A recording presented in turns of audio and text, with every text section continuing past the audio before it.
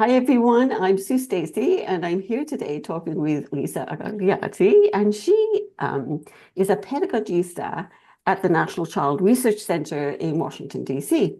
And Lisa and I and her team have been working together a little bit over the last few years, and so we've had lots of interesting conversations. And I'm going to let Lisa tell you about the focus of the school. So why don't we start with that, Lisa? Because it's a little bit different. And thank you so much, Sue, for inviting me. Always a wonderful time to engage in conversation with you. And yes, National Child Research Center, often referred to by our acronym NCRC. We are the oldest operating preschool in Washington, D.C. We are turning 97 this Wow. year. Yeah. Um, School's been here a long time and was initially founded by researching how children learn through play. And that began in 1928 and gradually expanded into working in how children with different learning differences, different types of disabilities would learn in the same setting as children that are typically developing.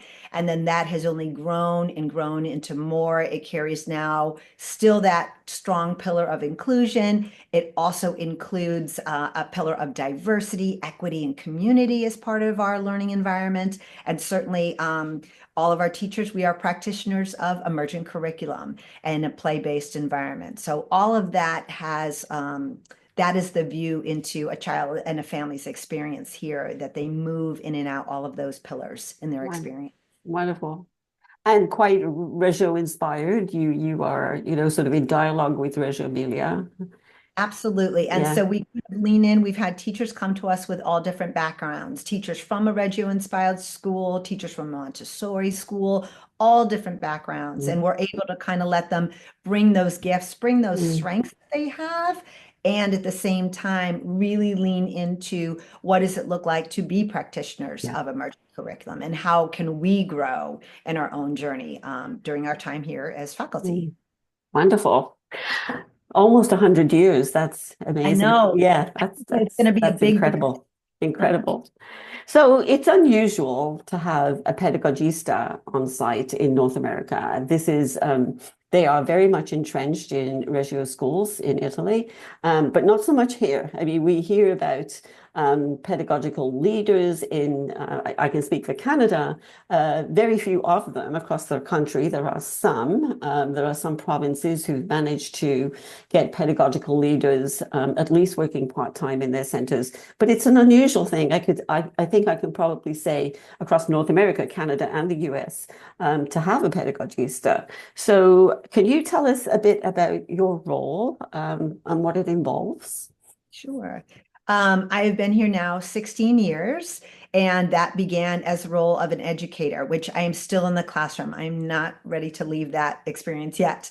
And in about 2018, I was uh, thinking of leaning into a research project about what pedagogistas do and what that looks like. Prior to that, I had, and I still am, a member of our local Reggio Emilia chapter here. Mm. So people from all different schools, whether formally Reggio inspired or like ours, kind of leaning into certain elements of Reggio, that we all come together and we expand our practice and our understanding of Reggio. And it was in those chapter meetings that I first discovered who a pedagogista is, what their role is. And I just started interviewing different people saying, well, how do you work with faculty? What is that like? How do you work with families? What is that like? And so it was a wonderful process of finding so many people in our area that had that role similar into Reggio schools here. Yeah. And prior to that, I was always extremely curious. When I first began here, I would just go around to every single team and go, what are you all investigating? How'd you get there? And I would literally just write it down and copy and take notes of everybody's investigations for the whole year, just because I was so fascinated by all. It really was the first time for me to be in the formal setting of emergent curriculum. So I was soaking it up and soaking it up. And then I had this idea that I just wanted to formalize that relationship. And I knew I was going to continue to be here and deepen my own commitment as an educator. And I talked with the head of school and we kind of did like a pilot. There was a grant I applied for. And I said, I'd like a year just to spend time with teachers on a regular basis. And it took off from there. Mm. So since 2018, here we Wow. are. And it's just growing and growing. And it does have its own look here, kind of like the unusual shape that our school has for its own family and child experience. And so it really kind of takes the word community and connections into kind of three pieces. That primarily I'm spending regular time connecting and meeting weekly or biweekly with teaching teams. And we're just looking over observations. What are you seeing? What are you thinking? What would it look like if we involved another aspect of materials? What would it look like if we were to engage the concept of play schemas as a tool for deepening your curriculum plans? And so that's the first big part of my connection to the faculty community. And lately, I've been actually getting them to connect more with other teams because Oh, I hear and see what's going on from everyone's yeah. plan. And I'll get really excited and go, oh, you have to go talk to this other team for the early learning. You all would be great connectors. They're doing something your children would love to see. And let's see what that connection looks like. So it's interesting you should say that because I find that in big centers where there's several classrooms, um, sometimes when you close the classroom door, you become quite isolated. You know, your team becomes isolated from other teams. And unless you're chatting in the staff room or making a real effort at staff meetings, nobody knows really what anybody else is doing. And so it's so useful to have those connections and that dialogue just within your own setting as a community of practice. Because otherwise, how would we know? Unless there's documentation outside the door, how would we know what everybody else is doing? I think often it happens very informally.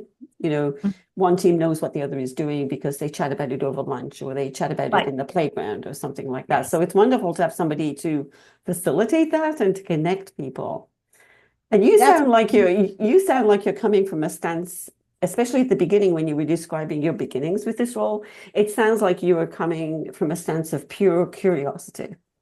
Absolutely. I was just so fascinated by how people moved from inquiry to exploration to a deep project or investigation. And something I've learned at the same time, I then kept researching myself, either through the local Reggio group or attending workshops or just reading lots of other works to find out more about emergent curriculum, which would then kind of inform other aspects of developing that and how hard it is, Mm, right? That yeah. we can get a really big idea and teachers can understandably give forth so many wonderful ideas of avenues to pursue it. And I've kind of been the person to step in saying, and we could just kind of wait a little bit. If they get there, Slow yeah, down. Yeah, that how beautiful that would be for an yes. invitation or a provocation or a project. So let's just wait. Let's Yeah. just wait a little The longer. And I slowing, I think it's really important to have somebody to say, whether it's within a community of practice, a very informal, community of practice outside of your setting that you're sharing things with, or whether it's an online community, or whether it's a pedagogical leader, if you've been lucky enough to have one, somebody to say, okay, let's slow down. We don't have to act on this right away. Let's just slow down and see what happens and rethink. And it comes back to that term relaunch that we've learned through Roche Amelia. It sounds like sometimes you suggest that to your team, that expression relaunch of here's what's happening. Let's slow down to think, and then we can relaunch. We can ask a provocative question. Right. What information would they need to have first before they go further into that question? And I have Yeah. seen so many teams. We focus on ages 2 to 5. So we have an early learning tier, we have a preschool tier, and a pre-K tier. And I have just seen tremendous growth from the teachers in having that, aha, I see this. However, now I'm going to slow down and figure out what do we need to do before we even pursue that in a bigger way. And I've also seen huge satisfaction and excitement from the teachers themselves saying, wow, I don't know if this would have come about this way if we hadn't taken so much time. Yes. And really, I've really seen that growth incredibly this past semester in particular. And that's where kind of I just started leaning in. Can you share with this other team? Can you share with that team? So from the deeper work they're doing, they've actually given me more connections and things that I could do in Yes. the other as a pedagogista. So sort of symbiotic in that way. Yeah. So speaking of that, what do you think that you have learned through the process of being a pedagogista? It sounds like you're constantly growing and discovering things. I have, and that's partially why I really wanted to still remain in the classroom. Each year, I reach out in the spring to the teachers and I say, okay, we're looking ahead to a new year of another year of emergent curriculum practice. What areas do you want to grow more into? So I really lean into them. Initially, in the first or second years, I kind of would look across at all the curriculum plans and I might think, oh, I think this would be good. And such as like, let's bring in textiles and let's talk more about that use in the classroom or mirrors or fabric, loose parts. And then I kind of paused. And then the last several years been leaning more into where do you feel you want to grow? What is going to add depth into your practice? And that has like come about getting 3 to 4 workshops a year now that are really driven from the faculty. And I love that because they've given me kind of my go-to list. Now I'm really going after things they want. And so, for example, this year it really came back to art experiences for this age group, process oriented, open ended, layered, and expanding the use of materials with art and its connections with different curriculum content. And we've gotten so excited to make our plans this year to grow as a faculty community into a richer application of art invitations. And that's certainly something from Reggio I've learned what a rich environment and invitations that are there. And that it's not just that it's all left there, things have been introduced. And so you're building upon the array of materials, the palette that the children can turn to when It, they want to say, I want to draw that, I want to make a picture of that. Well, what would you like to use? it's Pastel. interesting that you use that word, that the palette that is introduced over time. I saw a piece of incredible documentation from it was a big panel in the studio, the documentation studio at the Lois Malaguzzi Center in Italy. And it was about the introduction of materials. And it was so intentional. It was so, they showed the first palette, and the first palette might have been, um, colored pencils and maybe some pastels. And then the second palette included a different kind of pastel and also some markers. And then the third palette included different kinds of things, different surfaces to experiment on.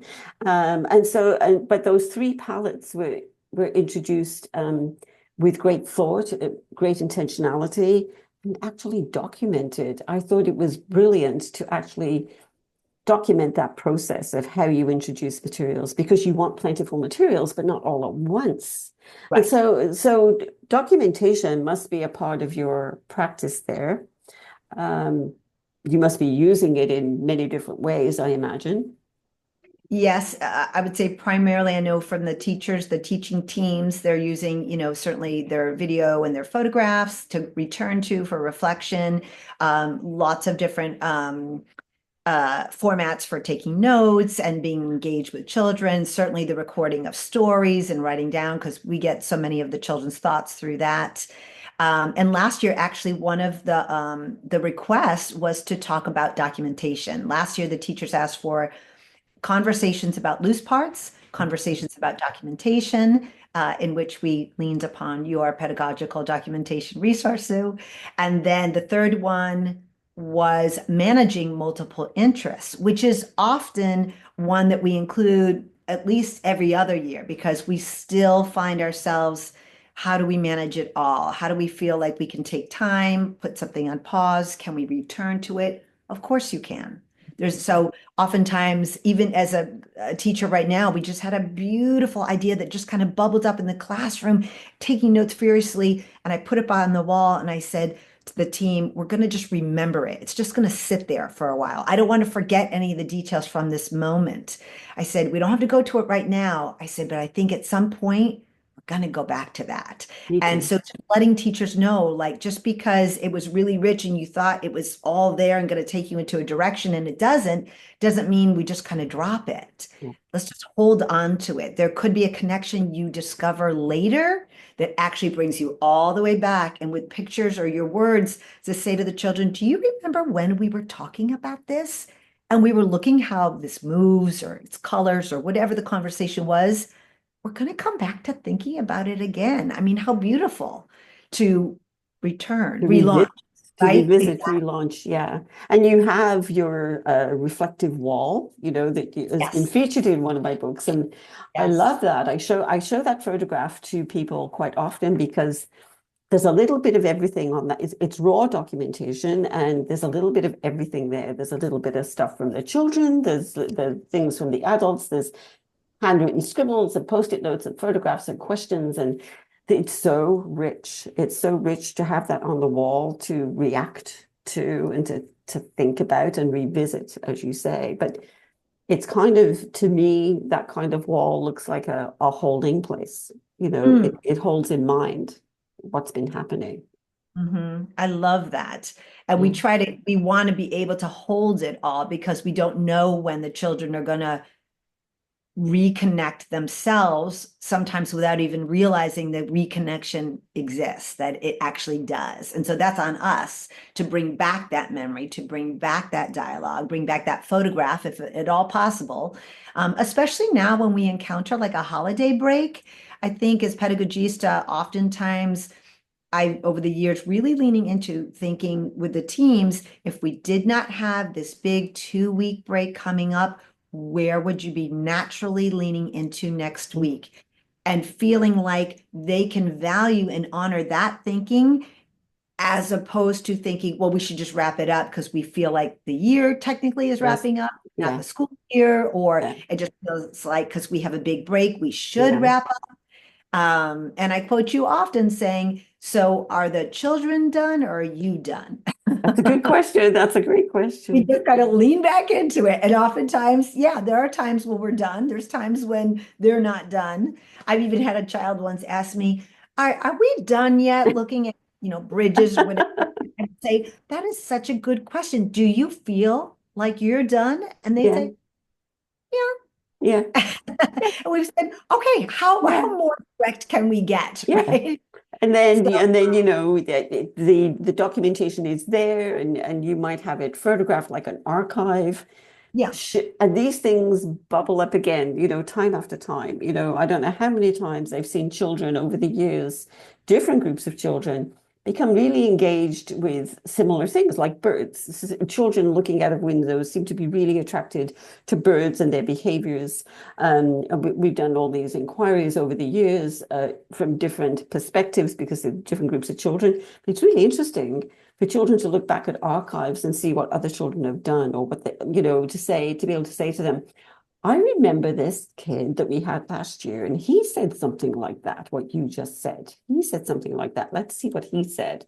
And for them to be exposed to other kids thinking, among different, same subjects. So that's really interesting too. So you mentioned that sometimes you might do 3 or 4 workshops a year.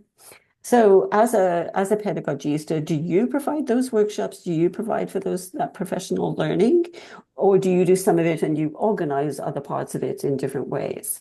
It's the latter. If it Yes. happens to be something that I personally have been already researching and looking at, for example, I've done so much work over the past number of years, easily the last 5, 6 years on loose parts. And because, we're getting new faculty in each year, we have this beautiful collection called the Material Center. Mhm. And we just want to make sure for those that might be new to us and new to emergent curriculum, it might just be a loose parts workshop that I offer saying everyone's welcome. Especially, I'm going to encourage our newer faculty to join us just so we can spend time with materials and talk about it's kind of the same way way with like art materials. We're not just going to dump them out and the children will do something with them, that we will be very intentional on introducing things and talking about the different qualities that Mm. these materials have. So that might be one that I would lean into and lead. And then there are others where now that I know what they're looking for, such as the art, we've specifically gone and I've connected with other schools or other pedagogistas or just other people that I know and say, have you ever provided professional development on this topic and where have you gone? How did it go? The other connection that I do, which ties into this, is being in DC. I try to also, when teams are looking into doing a very specific project work that they might want to do, offering them places in Washington, D.C. or Maryland or Virginia, oftentimes D.C., since the school is located here, Mm. of where they might extend their research to. Mm. So, for example, there's a team that's really been getting into baking, and we've been talking about that a lot and what the different actions of movement, like what's happening, what's the play about? Is it about delivering? Is it about the transforming of ingredients? Is it about the trajectory of like it's going to go here and it's got to travel all the way over there, or the transporting? So all different play schemas, all different patterns, and so we'll use that to kind of deepen so that they can keep going, not just kind of go lateral and where linear rather, where it's just like more and more and more of the same. We'll say, well, let's use schema. What do you see? And let's connect it to the baking concept to go a little bit deeper. And then if you're still in it, if the children are still soaking this up and now asking questions, and you want to make a connection to the community, let's talk about what we know is in our community and where you might introduce them to. And just recently, I found this bakery in Maryland that is was set up primarily to employ people with learning challenges. Said, what a wonderful connection into a place where everyone is valued, everyone is welcome, everyone is heard. It mirrors the way we work, typically developing alongside those that benefit from accommodations and supports. And our learning is together. Our learning is not separate. Mhm. And so, what a beautiful connection into bakery, even deeper, right? Because it has even more of a connection. So, I just kind of love pulling out these resources that I've gained over the years of knowing what's happening here in DC. That's another connection that I try to bring to the teams if they feel it's gone that deep and they want to extend the curriculum into Yeah. project. And I wonder if there's an opportunity, and I'm just thinking around here, there are some childcare centers, for instance, who I have worked with over the years, and I know, there are high quality, innovative settings, and I know that they would benefit to see what the others are doing, the other childcare centers, and they don't very often get, unless it's at a conference or an institute of some sort, they don't very often get the chance to see what other centers are doing. And maybe that is another role that that a pedagogista, pedagogical leader could inform, could reach out and say, okay, well, what's, this setting over here, what are they doing that's new and innovative? What are they excited about? I guess it comes back to communities of practice. You have outreach to your community in general and all the magnificent resources that are there. And we probably have resources within other learning environments that we don't know about. One of the most popular professional learning events that takes place here in Nova Scotia, and it's always fully enrolled, people can't wait to go, is that it's a bus tour to several centers around the province. And Liz Hicks usually runs that once or twice a year. And she picks centers where, she knows their practices. And people join up to that event. It's a full day event, like crazy. They get to visit 3 or 4 settings. They get to debrief after they leave notes, and they reflect together after each one. They talk with Liz and they sort of deconstruct what they've seen. It's an incredible learning experience. And it's the only way that I know of that people can see each other's centers. Does anything like that happen in DC? Are you able to see Yes, each other's settings? absolutely. So, as part of this DC Reggio Emilia Alliance chapter group, again, whether you're a Reggio Amelia inspired school or not, all are welcome to be a part of this gathering of educators and pedagogical leaders. And so we rotate at different schools Mm. in the area. Yeah. And so the first hour of our gathering is touring the school, talking with these educators, looking at their projects, their documentation. And it's such a, even though you're tired at the end of the day, when you Yes. get these environments, you're just suddenly you've got a boost of energy. And Yes. so spend that first hour together in their space and conversation, and then we gather, we have our own agenda then, and it's just been a really, really powerful experience, and I've leaned into that so much over the years. Yeah. Since COVID, we've kind of reduced it to where we have some part of our gatherings on site at other schools, perhaps once in a while lecture virtually, and then now we've also started meeting at different museums, which again has kind of brought all of us into another beautiful aspect of Washington, D.C., where we gather and reflect there on potential connections and experiences. And You've got an incredible array of museums in DC. it's I been mean, a beautiful new I've aspect I've too. I spent mean, I spent a lot of time in DC because my son used to live there, and so I visited a lot of those museums. But it's impossible to see them all. There is so many, and I remember seeing groups of children who were in childcare with their caregivers, their teachers in these museums, and it was wonderful to see because they were obviously so the children themselves were so comfortable in these settings. Obviously, they visited these places a lot. They had particular things they wanted to see. It was lovely to see them, exploring the museums, these massive museums with huge resources. And I'm just thinking of what you're saying about teachers being there, the faculty being there, and and the inspiration that must come from what they're seeing. mhm. And even though it may be a visual arts piece or sculpture or painting, or it doesn't matter, inspiration from that would lend itself into any area of the classroom, any outdoor provocation or Yeah, invitation materials. yeah.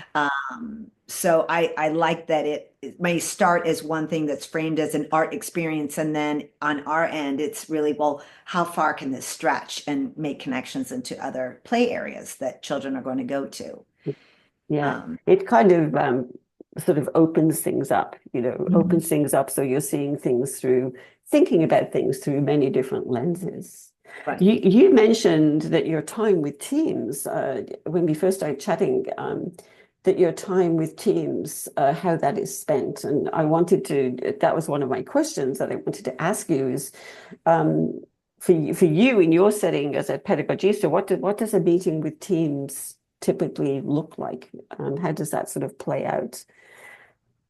We have our communication to families through a weekly projection. And through my research since becoming pedagogista, I kind of leaned into, instead of a lesson plan, it was a weekly projection, because based on our observations, which is now a part of this, as I developed with a colleague, we reformatted everything so that there was a rationale to have, what have we seen? What are we thinking about from that? What are the children telling us? And in support of all that, this is what we're doing this week. So it is more of a projection. We don't know what's going to happen Mhm. midweek. We don't even know if it's going to go as far as we might be ready this week to take their thinking or to lead them Yeah. into thinking deeper.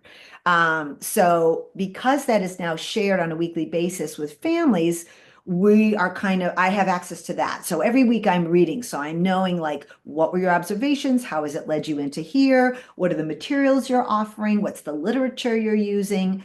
Again, that even ties into like our DEC lens. Our Director of Diversity, Equity, and Community is also looking at these to see where are we leaning into diversity in terms of authors, illustrators, Mhm. and other aspects of the research that might be happening with a particular project. Yeah. So there's lots of different people looking at this piece. And then, so we usually start with that. I might have one or two kind of questions about what phase they are in of the inquiry.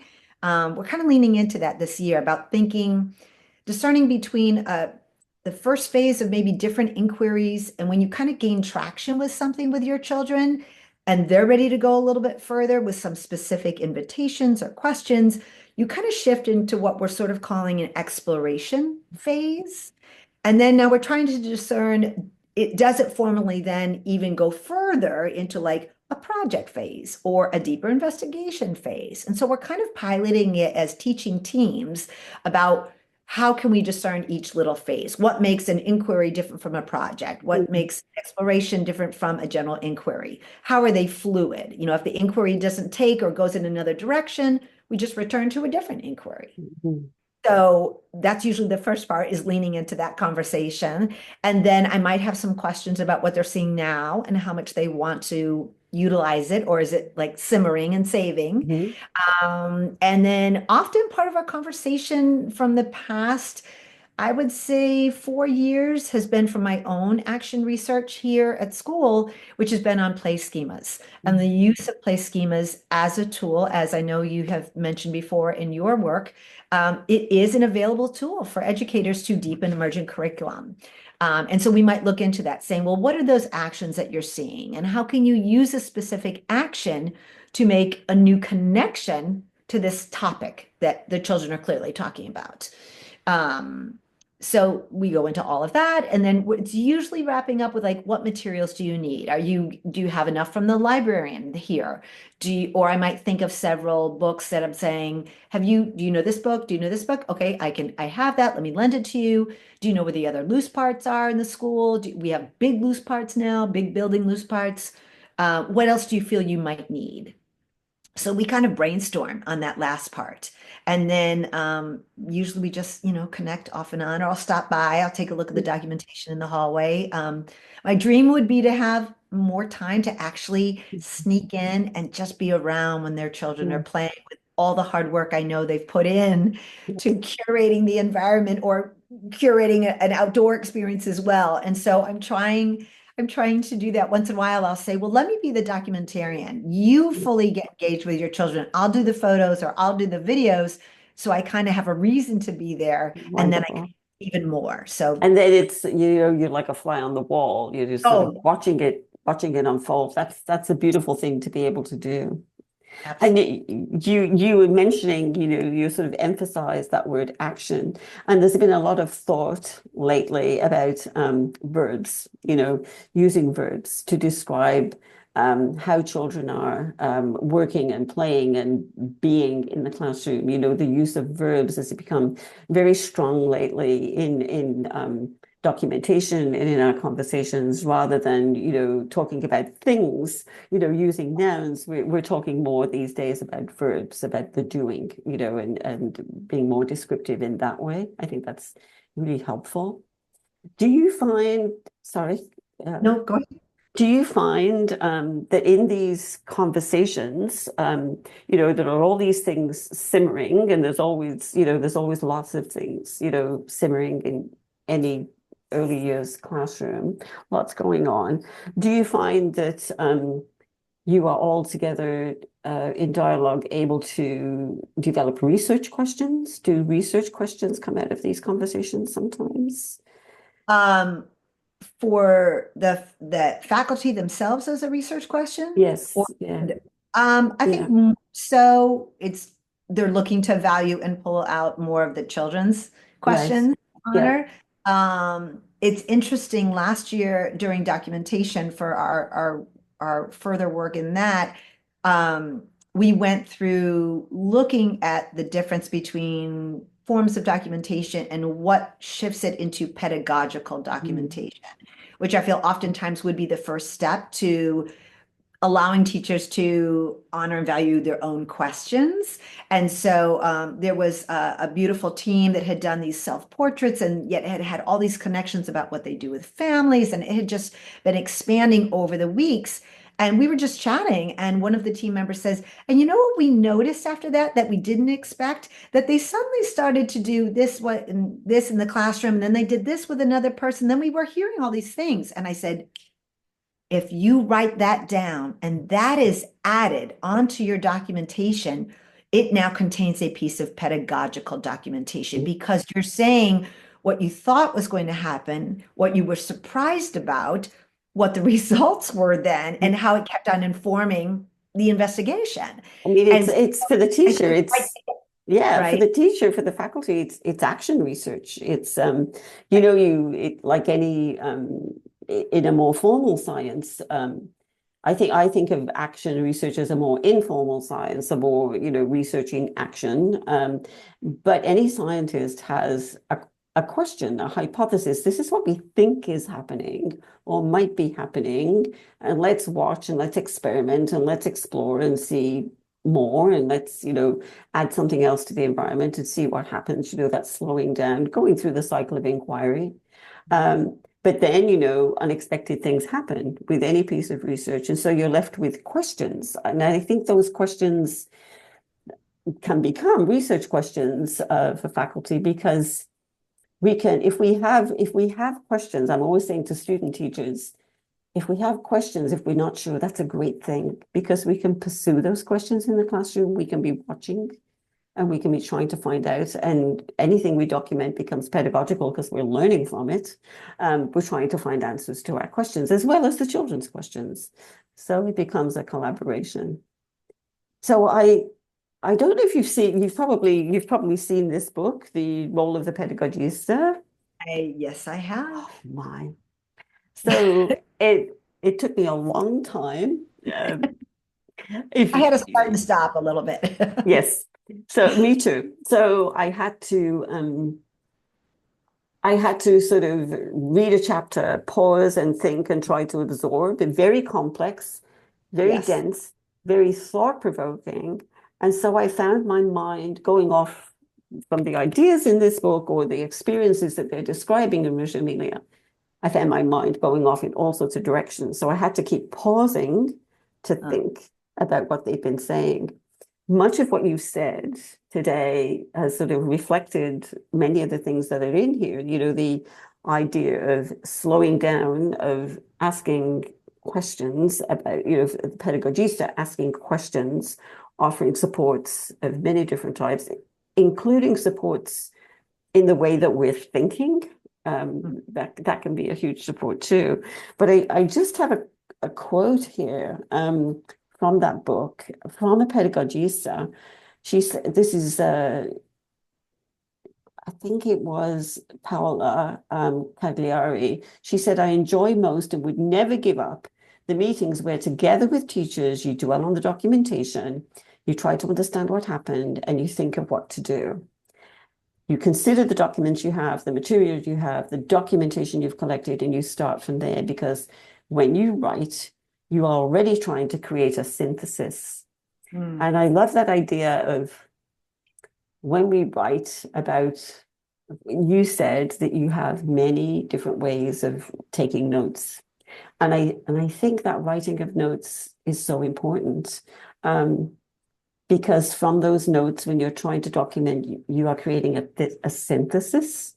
And it sounds like you're doing that in your meetings. You're trying to create a synthesis. Is that what it feels like? Yes, absolutely. Some of my favorite times are when I walk in and I say, where, we've gotten to the point to say, well, where are you thinking? What's kind of coming up next? And they'll be like, we don't know. And I say, I love meetings like this because Mm, it actually just it is a catalyst to having this huge conversation, right? Say, okay, well, then let's peel it all back. What have you seen? What have you heard? What do you have from notes? Is there anything that's really, there's something there. So let's just take some time to find it of what it is and what might be the next question that you want to ask the children yes. to get more answers. Yeah.